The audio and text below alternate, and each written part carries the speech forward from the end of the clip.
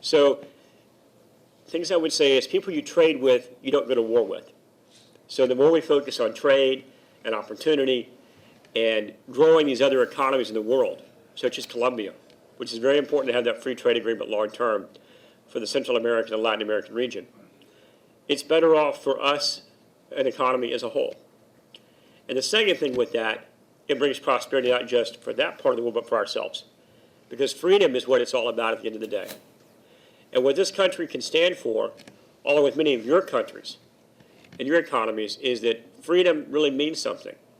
And in that freedom, you have the opportunity to have conversations like we're having today about how to advance a common cause. And that common cause is better lives for ourselves and our families. And I very much appreciate the chance to have the conversation with you all today to talk about what Texas is trying to do as we work together. Thank you. Thank you very much.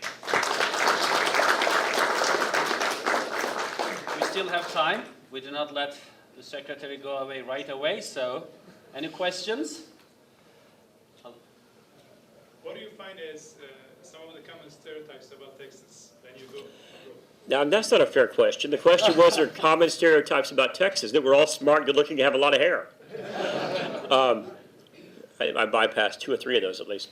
I think common stereotypes are, and I grew up in West Texas, so I think most people have a stereotype that it's flat and dusty and there are no trees and water. Then they come to Houston and they go to East Texas and they're amazed by how different the topography and geography of this state truly is. And so I think part of my job with my staff, working with y'all, is to travel and let people know about, one, that Texans are truly very receptive to outsiders. We're very friendly people, and we like doing business with the rest of the world. Questions? Please. Take the question. We have some issues that Dutch nationals are prisoners here, and their rights are violated according to them. Are you the person to speak to? No. Somebody told me that. Seriously, you may contact my office. We'll be happy to pass it on to both the governor's office and to the Department of Corrections.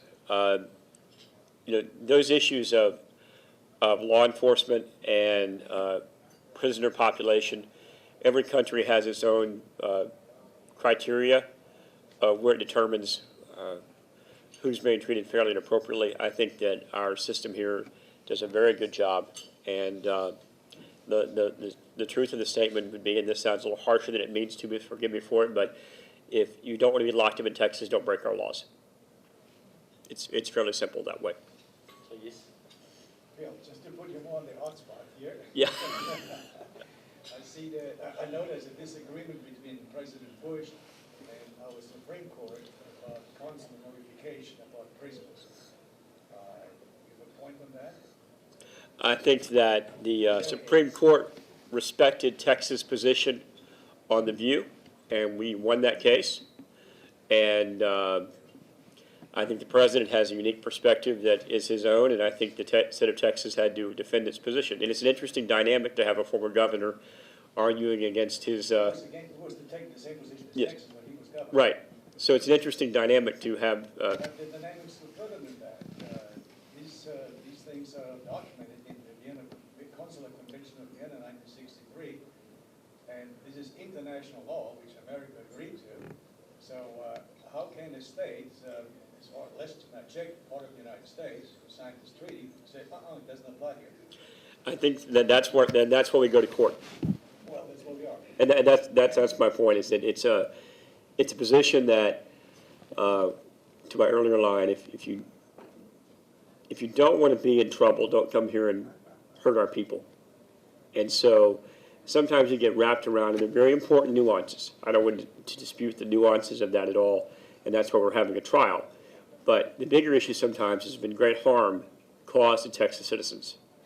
And so sometimes, and that's where we come down as a state, is that in the greater argument, how do you protect your people? And then we ought to have the discussion and the legal position arguing to before the courts about what we can or can't do in that process. Well, it's like a Miranda decision.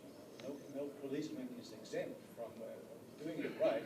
If he does, it's his fault the guy doesn't get hanged. And that's why we go through Miranda, which was a court case that directed you to do that. So I think we'll wait for clarification from the Supreme Court on how that goes out. Any more questions? That was a hot Yes, spot. Paul? It wasn't. We were discussing with Randy yesterday, migration issues, demographics, changing populations. One of the great success stories of Texas, people moving in from the rest of the U.S. and from outside. How do you see race relations in Texas, and how do you want to handle the migration Sure. issue? Well, and the question was, how do you handle race relations and migration issues?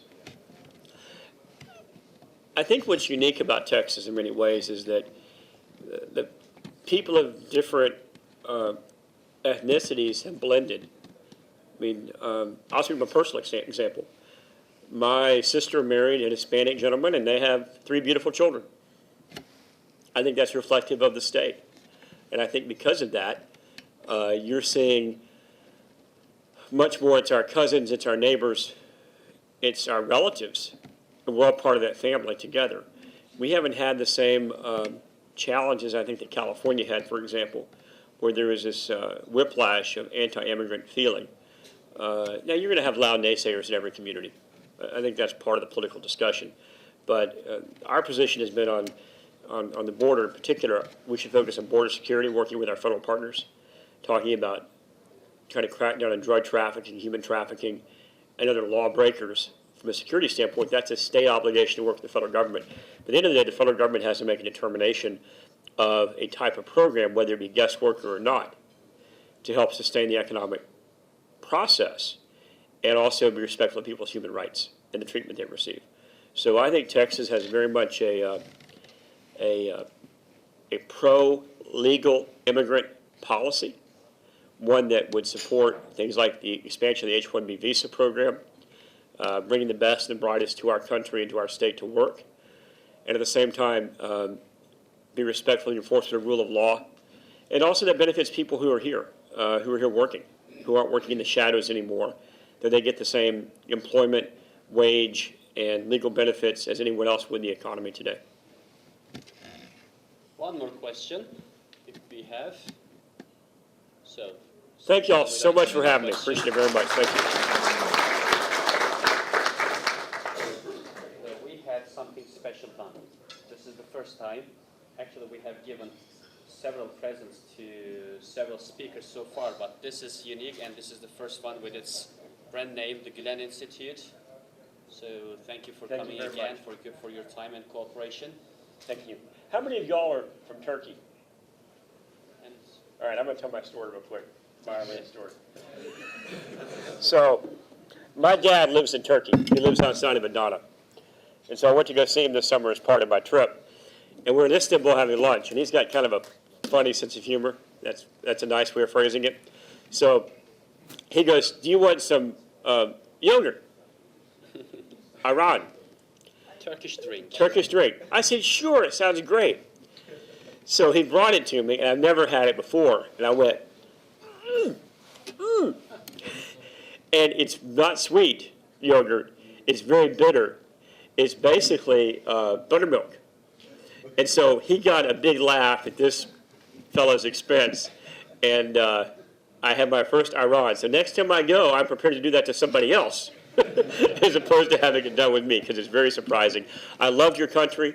It was beautiful. And we took a little boat ride out in the Bosphorus and had a marvelous time.